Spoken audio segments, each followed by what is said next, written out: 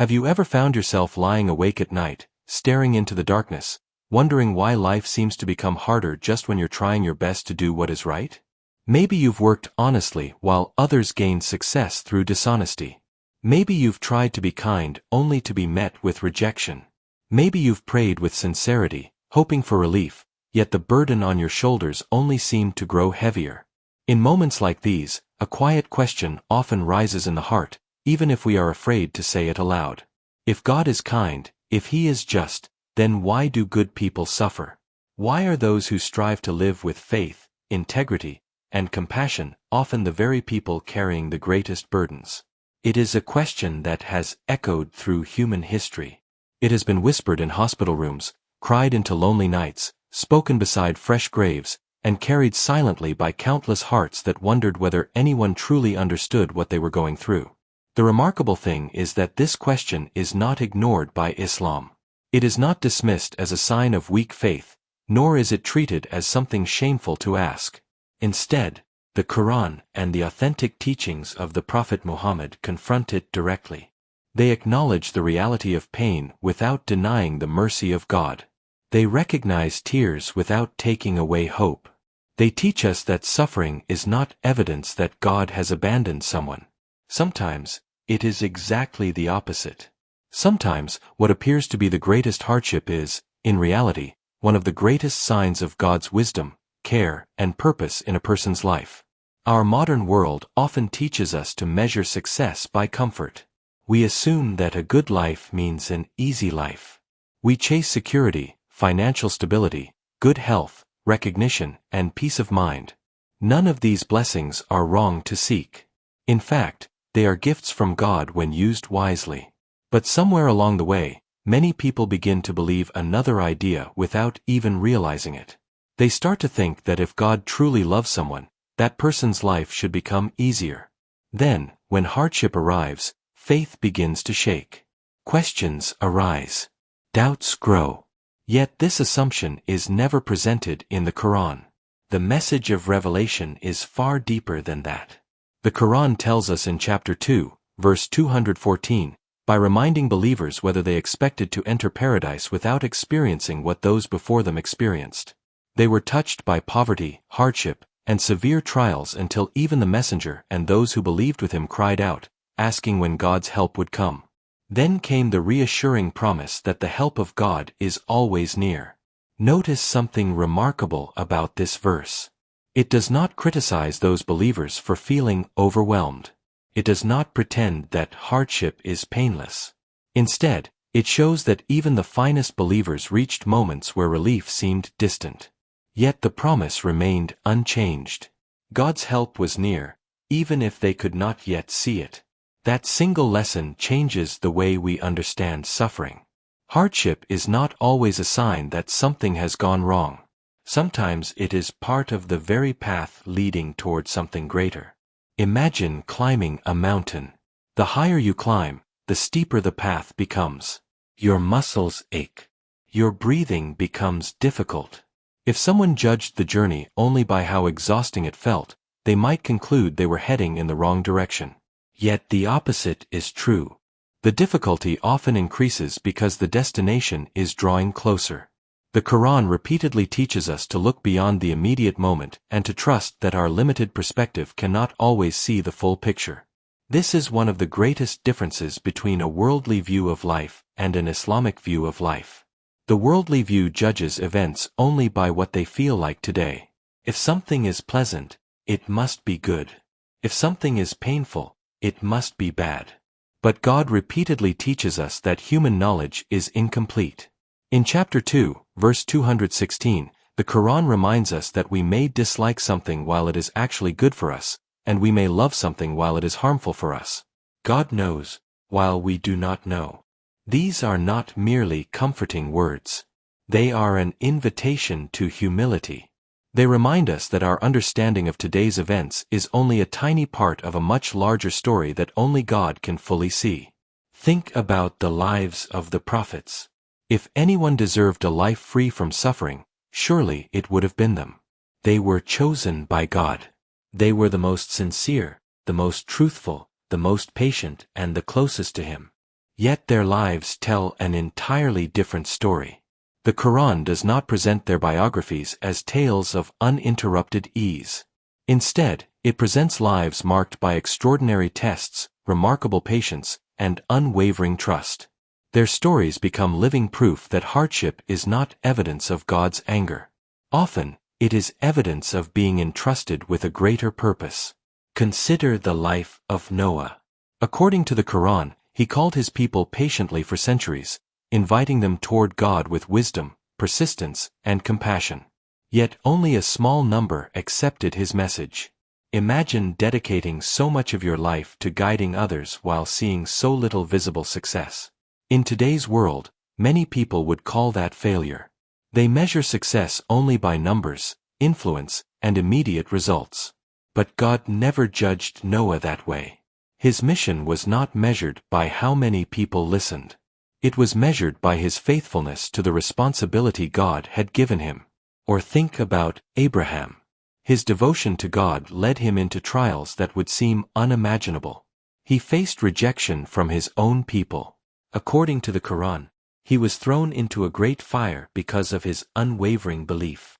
Later, he left his family in a barren valley by God's command, trusting in divine wisdom when no visible explanation existed. Still later, he experienced one of the greatest tests imaginable involving his beloved son. Each stage of his life required trust before understanding. The reward was not immediate comfort. It was becoming one of history's greatest examples of unwavering faith. The Quran explains in chapter 2, verse 124, that after Abraham fulfilled the words by which his Lord tested him, God declared that he would make him a leader for humanity. The order is significant.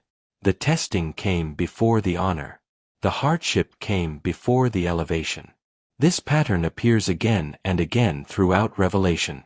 God prepares people through experiences that shape qualities impossible to develop in comfort alone. Perhaps no story illustrates this more beautifully than the story of Joseph. As a young boy, he was separated from his father through the jealousy of his own brothers. He was thrown into a well. He was sold into slavery. He was falsely accused. He spent years imprisoned despite his innocence. If someone had looked at his life one chapter at a time, they might have believed everything was falling apart. Yet when the entire story unfolded, every painful chapter had quietly been leading toward God's greater plan. The well led to the palace. The prison led to leadership. The betrayal became the road to reunion. At the end of his story, Joseph himself recognized this reality.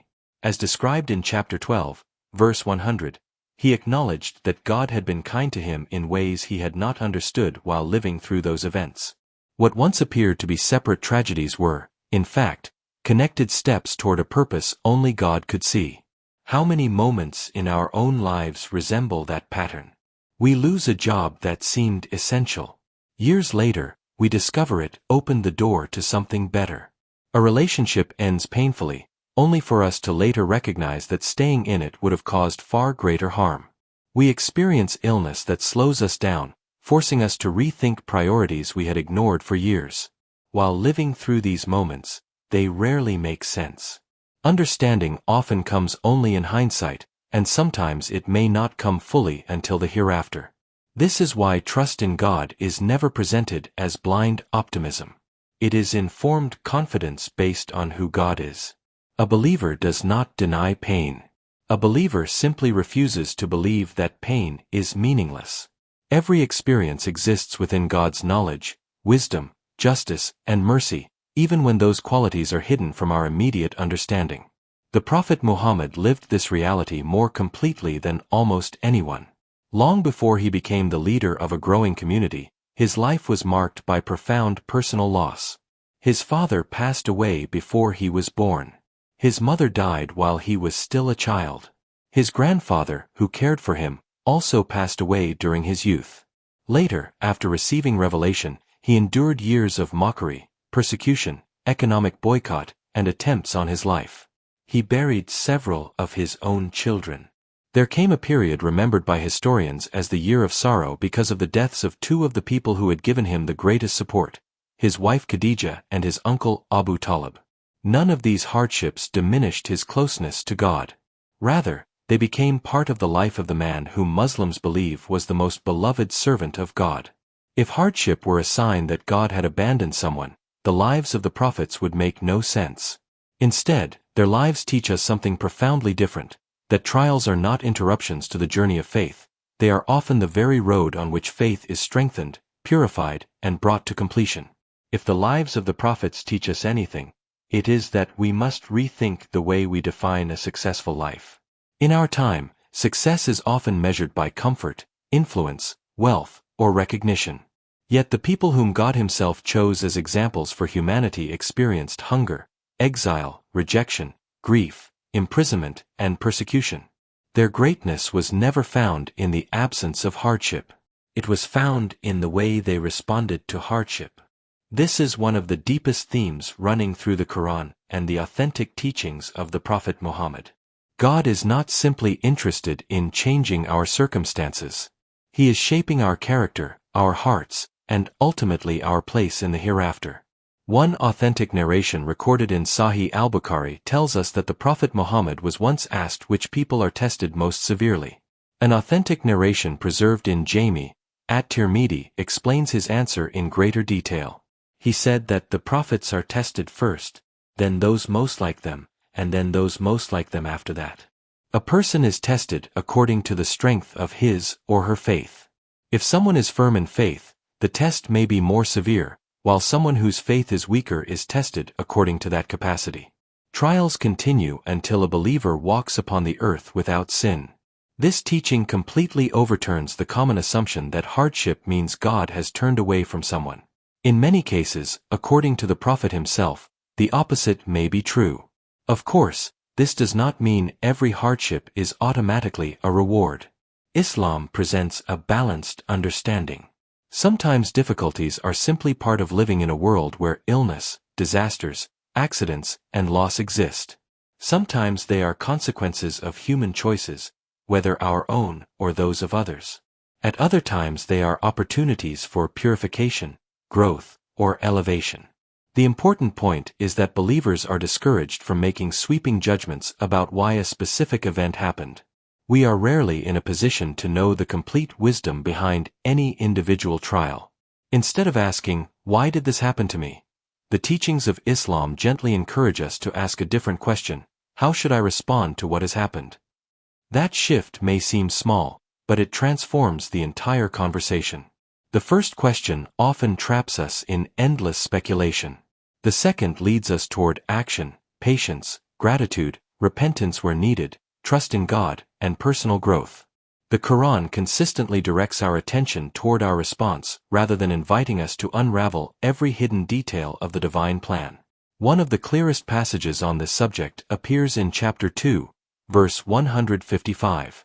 The Quran tells believers that they will certainly be tested with something of fear, hunger, loss of wealth, loss of lives, and loss of crops.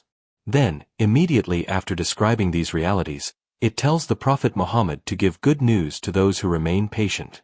The verses continue by describing these people as those who, when disaster strikes them, remember that they belong to God and that to Him they will return. The Quran then declares in the following verses that such people receive blessings, mercy, and guidance from their Lord. Notice the wording carefully. The Quran does not say believers might face hardship. It says they certainly will. Yet even here, there is mercy hidden within the language. The verse says they will be tested with something of fear, something of hunger, something of loss. Many scholars have reflected that this wording reminds us that whatever difficulty we face is only a portion of what could have happened. God knows exactly how much each person can bear. Every trial has a limit known only to Him. This understanding becomes even clearer in one of the most comforting verses in the Quran. In chapter 2, verse 286, God reminds us that He does not burden any soul beyond what it can bear.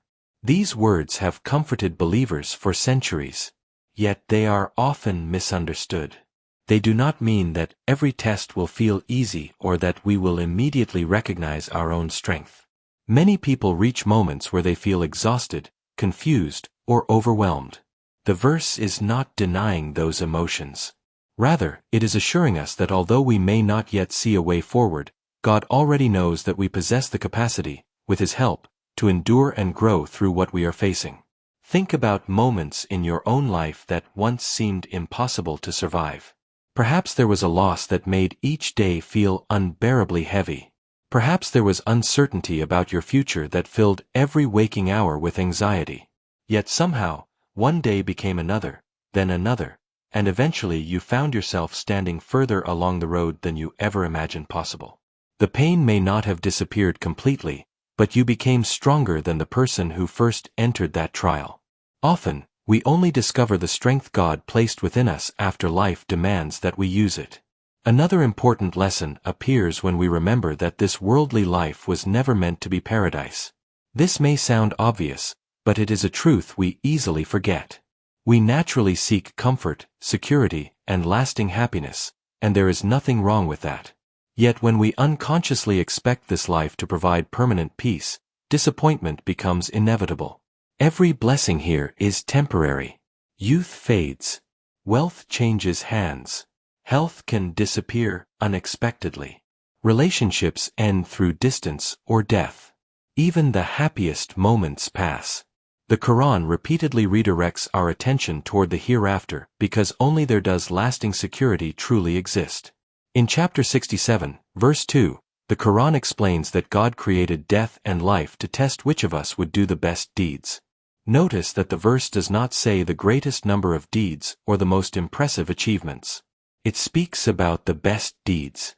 Throughout Islamic scholarship, quality has always mattered more than quantity. Sincerity matters more than appearance. Faithfulness matters more than recognition. Sometimes a quiet act of patience known only to God carries more weight than a public achievement admired by thousands. This perspective changes how we view ordinary struggles. Caring for an elderly parent with kindness despite exhaustion.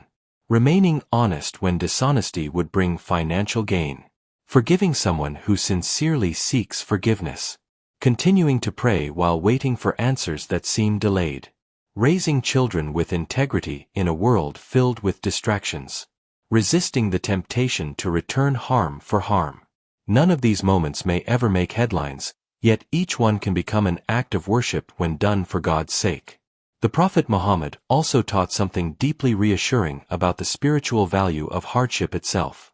In an authentic narration found in both Sahih al-Bukhari and Sahih Muslim, he explained that no fatigue, illness, sorrow, sadness, harm, distress, or even the prick of a thorn afflicts a believer except that God removes some of that person's sins because of it. This narration does not encourage believers to seek suffering, nor does it suggest that every difficulty is punishment for sin. Instead, it reveals that God allows even painful experiences to carry hidden mercy for those who respond with faith. Imagine two people carrying the same burden. Outwardly, their situations appear identical. Both lose their jobs. Both receive the same difficult diagnosis. Both experience the same financial setback. Yet inwardly, their journeys may be entirely different. One becomes consumed by bitterness, believing life has no meaning. The other grieves, struggles, and seeks help, but continues turning toward God, growing in humility, compassion, and trust. The external event is the same. The internal transformation is profoundly different. Islam consistently reminds us that what happens within the heart often matters more than what happens around us. Perhaps this explains why some of the people who have endured the greatest hardships also become the source of the greatest compassion. Someone who has experienced grief often understands another grieving person without many words. Someone who has struggled financially may become more generous because they remember what need feels like. Someone who has recovered from illness may appreciate ordinary days of health in ways they never did before. Trials can soften the heart just as easily as they can harden it. The direction depends largely on how we choose to respond. This brings us to another important misconception. Patience in Islam does not mean pretending everything is fine. It does not mean suppressing emotions or refusing to acknowledge pain. The Quran itself records the tears of Jacob after years of separation from his son Joseph. In chapter 12, verse 84, It describes how his eyes became white with grief because of the depth of his sorrow, yet he continued to restrain himself and place his trust in God. Later in the same chapter, he says that he complains of his suffering and grief only to God. His sadness was real. His tears were real. His faith was also real. The two were never in conflict. The Prophet Muhammad demonstrated the same balance. Authentic narrations describe him weeping at the death of his young son Ibrahim. When someone expressed surprise at his tears, the Prophet explained, as recorded in Sahih al-Bukhari and Sahih Muslim, that the eyes shed tears and the heart feels sorrow, but they only say what pleases their Lord. This is one of the most beautiful definitions of patience in all of Islamic teaching. Patience is not the absence of emotion. It is the ability to experience emotion without allowing it to pull us away from faith, gratitude, or trust in God. Our culture sometimes tells us that strength means never crying. Revelation teaches something different. Real strength is remaining faithful while crying. It is continuing to hope while waiting. It is refusing to let hardship define your relationship with God. It is believing that even when you cannot understand His wisdom, you can still trust His character. There is another hidden gift found within trials that many people only recognize much later. Hardship has a way of exposing the true priorities of the heart. During comfortable times, it is easy to become distracted by status, possessions, and the endless race for more. Yet when serious illness, loss, or uncertainty enters life, many of those concerns suddenly lose their importance. Relationships matter more. Faith matters more. Time matters more. Gratitude becomes easier because we begin noticing blessings we previously overlooked. It is often during life's most difficult seasons that people rediscover the value of sincere prayer, meaningful family conversations, acts of charity, and quiet moments of reflection. None of us would willingly choose suffering, yet countless believers throughout history have testified that some of the moments that brought them closest to God were also the moments they would never have chosen for themselves. And perhaps that is one of the greatest mysteries of all. God does not always remove the storm immediately. Sometimes, before He changes our circumstances, He changes us. By the time relief arrives, we are no longer the same people who first cried out for it. Our understanding is deeper. Our dependence on Him is stronger. Our compassion for others has grown. Our priorities have been reordered. When we begin to see trials through this lens, they do not necessarily become easier, but they do become meaningful. And meaning has an extraordinary power. It allows hope to survive even in the middle of hardship. One of the greatest comforts in Islam is that no sincere act of patience, no quiet tear, and no hidden struggle is ever forgotten by God. Human beings may overlook what you carry. Friends may not fully understand the battles taking place within your heart. Even those closest to you may never realize how much effort it takes for you to simply keep going. But God knows. The Quran reminds us in chapter 57, verse 4 that He is with us wherever we are, not in a physical sense, but through His complete knowledge, awareness, and care. There has never been a moment of your life that escaped His attention. This also means that justice is not limited to what we witness in this world. Sometimes we wonder why good people seem to suffer, while those who act unjustly appear to live comfortably. The Quran repeatedly reminds us that this life is only the beginning of our story, not its conclusion. If this world were the final destination, many questions would remain unanswered. But Islam teaches that there is a day when every hidden act, every injustice, every sacrifice, and every moment of patience will be brought into perfect justice. Nothing will be overlooked. Not a sincere prayer whispered in loneliness. Not an act of kindness done in secret. Not a hardship endured with trust in God. The Prophet Muhammad gave believers remarkable hope in an authentic narration recorded in Sahih Muslim. He explained that on the Day of Judgment, those who lived lives of ease will wish they had experienced greater hardships in the world after seeing the immense reward prepared for those who remained patient through their trials. This does not encourage us to seek suffering. Rather, it reminds us that our present perspective is limited. What feels unbearable today may one day be understood as one of the greatest means by which God brought a person closer to eternal success. That is why hope is never separated from patience in the Quran. In chapter 94, verses 5 and 6, God repeats the same promise twice. With hardship comes ease. Notice that the verse does not say ease comes only after hardship. Many scholars have reflected that moments of relief often exist alongside our difficulties, even if we fail to notice them at first. A supportive family member, a sincere friend, the ability to pray, lessons learned through struggle, or simply the strength to continue another day are all forms of mercy that often accompany hardship. Perhaps you are listening to this today while carrying a burden no one else knows about. Maybe you are waiting for healing, grieving someone you love, struggling with financial pressure, facing uncertainty about your future, or wondering why your sincere prayers seem unanswered. If so, remember this: your trial does not define your worth. It does not mean God has forgotten you. The greatest people to ever walk this earth, the prophets, walked paths filled with hardship before they reached their greatest moments. Their stories remind us that God's wisdom often unfolds slowly, one step at a time. When we look back at our lives, we often discover that the moments we would have erased were the very moments that shaped us most. They taught us humility when success made us proud. They taught us gratitude when comfort made us forgetful. They taught us compassion because we finally understood the pain of others. Most importantly, they taught us to rely on God instead of relying only on ourselves. So, why does God test good people? The Quran and the authentic teachings of the Prophet Muhammad offer a profound answer. Trials are not always signs of punishment. They may be opportunities for purification, growth, elevation, and preparation for something greater. They remind us that this temporary world is not our final home, and that true success is not measured by how easy life becomes, but by how faithfully we walk through whatever life brings. As you leave this discussion, carry one thought with you. The chapter of your life that feels the heaviest today is not necessarily the end of your story. Just as Joseph could not see the palace while sitting in the prison, and just as Abraham could not see the generations that would follow his faithfulness while facing his trials, you cannot yet see everything God may be preparing through your own struggles. Keep doing what is right, even when it is difficult.